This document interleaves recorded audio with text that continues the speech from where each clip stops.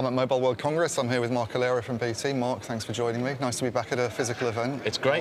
Yeah. So we're a couple of years into 5G rollout, and BT was one of the first companies to launch in Europe actually, and the first in the UK. Yep. I mean, just looking back on it, what's your perspective? Because there are people who would say it's been a little bit of a disappointment from a consumer's point of view. It's not really led to a lot of new services and innovations yet.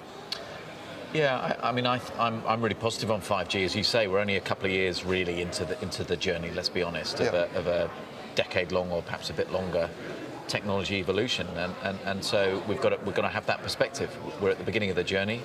There are millions and millions of 5G handsets that have been sold, some fantastic devices. There are some great experiences that are being created over 5G, and we've launched one very recently with the BBC and David Attenborough, Green Planet, which is giving some sort of early views of what 5G standalone could do, of what the Metaverse may look like as well, delivered over a network like that. So I think we need to have perspective. It's early days. I think the 5G handset volumes are really encouraging. The network speed and quality is really encouraging. And we've got many more years to prove this wonderful technology.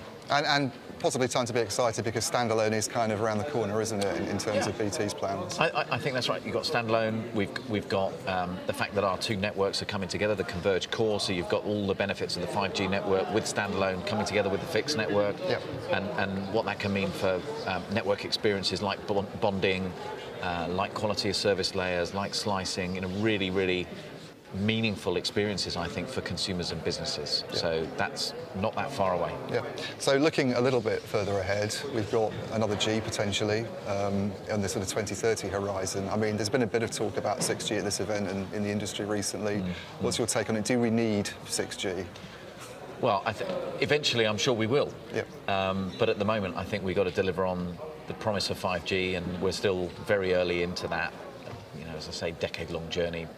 We're 2-3 years into a 10-year, 12-year, 15-year journey, and there'll be a need for 5G for many years to come. So I think it's early days, but as always, we'll keep an eye on the innovation that's coming, and we always have prided ourselves on being first with new things. So we'll watch the space. And any ideas what it might be yet, or is it just too early to say? I think it's way too early to say. And as we say, we haven't even launched standalone 5G yet. Yeah. So I think we'll just focus step by step at the moment. Yeah. And you mentioned the Metaverse a minute ago, and there are some operators even with the Metaverse written all over their stands. But what does that excite you? I mean, what does it mean from an operator's perspective?